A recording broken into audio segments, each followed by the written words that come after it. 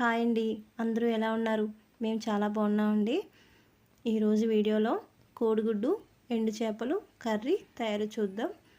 కోడిగుడ్డు ఎండు చేపలు సూపర్ కాంబినేషన్ అండి. చాలా చాలా రుచిగా ఉంటుంది ఈ కర్రీ. అయితే ఈ సూపర్ కాంబినేషన్ కర్రీ తయారీ ఏంటో ఎలాగో చూద్దాం.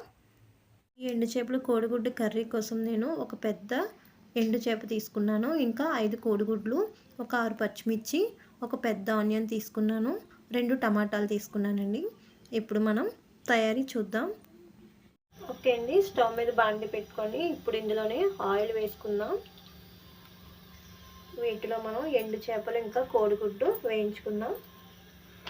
దానికోసం ముందుగా నేను ఒక చిటికెడు పసుపు యాడ్ చేస్తున్నాను.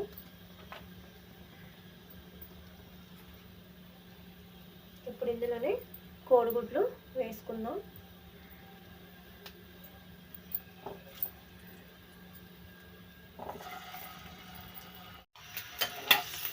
ఓకే అండి, చూసారు కదా గుడ్లు వేగిని. మరీ ఎక్కువగా వేయించేసుకోకండి. ఎక్కువగా వేయించుకుంటే దీనిపైన గుడ్డు తొక్క పైన ఉన్నది గట్టిగా అయిపోతుందండి, తినడానికి వీలుగా అనిపించదు. సో ఈ విధంగా ఒక 50% వేగితే సరిపోతుంది. ఇప్పుడు వీటన్నిటిని మనం పక్కకు తీసేసుకుందాం. ఓకే అండి, ఇవన్నీ ఇలా తీసుకున్నాక ఇందులోనే మనం ఎండు చేపలు వేయించుకుందాం. ఓకే అండి, ఇప్పుడు ఇదే బాండీలో మనం ఎండు చేపలు కూడా వేయించుకుందాం.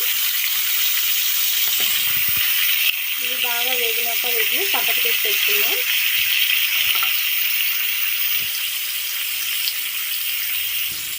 ఓకే అండి, ఎండు చేపలు వేగినాయి కదా, వీటిని మనం ఒక ప్లేట్లోకి వేరు చేసుకుందాం. ఓకే అండి, ఇప్పుడు ఇదే బాండీలో మనం కర్రీ ప్రిపేర్ చేసుకుందాం. దానికోసం కొంచెం ఆయిల్ యాడ్ చేస్తున్నాను నేను మళ్ళీ.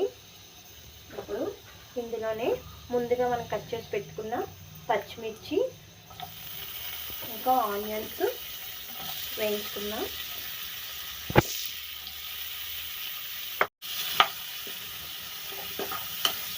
ఇలాగా వేయించుకొని ఇప్పుడు ఇందులోనే సాల్ట్ యాడ్ చేద్దామండి. సాల్ట్ చూసుకొని వేసుకోండి, ఎందుకంటే ఎండు చేపల్లోని మనకి ఆల్రెడీ సాల్ట్ ఉంటుంది కాబట్టి కొంచెం చూసుకొని వేసుకోండి. ఓకే అండి, చూసారు కదా, సాల్ట్ మీరు ఎప్పుడు తినేదాని మీద కొంచెం తగ్గించి వేసుకుంటే సరిపోతుందండి.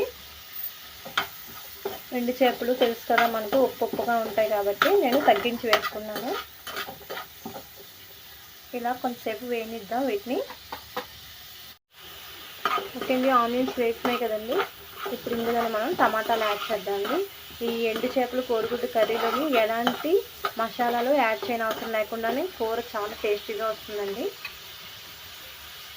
ఇప్పుడు ఇందులోనే టమాటాలు యాడ్ చేస్తున్నాను. ఒక 2 టమాటాలు వేసుకుంటున్నాను నేనైతే.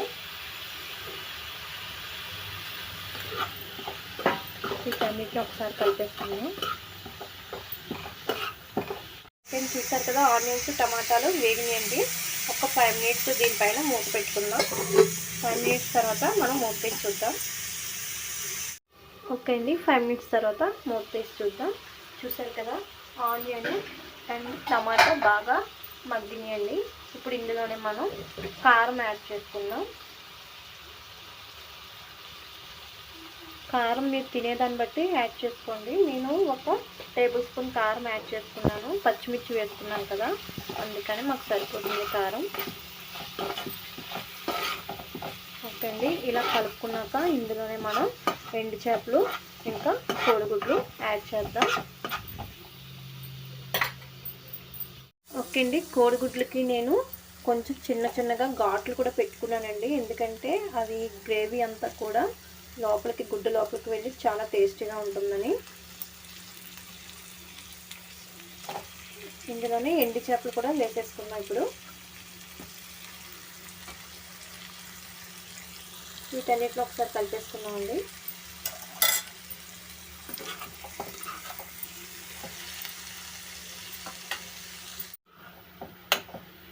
ఇలా కలిపేసుకున్నాం కదా, మళ్ళీ ఒక 2 మినిట్స్ మళ్ళీ మూత పెట్టుకుందాం.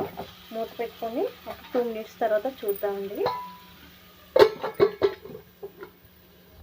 ఓకే అండి, 2 మినిట్స్ తర్వాత మనం మూత తీసి చూద్దాం. చూసారు కదా, ఇప్పుడు ఇందులోనే మనం కొంచెం వాటర్ యాడ్ చేస్తాను. చూసుకోండి, కర్రీ మునిగేంత వరకు వేసుకోండి, సరిపోతుంది. అంతే అండి.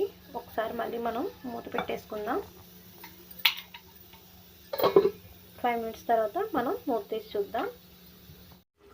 ఓకే అండి, 5 మినిట్స్ తర్వాత మనం మూత తీసి చూద్దాం. చూసారు కదా, కర్రీ అంతా దగ్గర పడిపోయింది. ఇప్పుడు మనం స్టవ్ ఆఫ్ చేసుకోవచ్చండి. అంతే అండి, చాలా ఈజీగా మనం ఈ కర్రీని తయారు చేసుకున్నాం కదా. అసలు ఎలాంటి మసాలాలు ఏమీ లేకుండా ఈ ఎండు చేప కోడిగుడ్డు కర్రీని ఈజీగా తయారు చేసుకోవచ్చు. దీన్ని ఒక బౌల్లోని వేసుకుందాం అండి.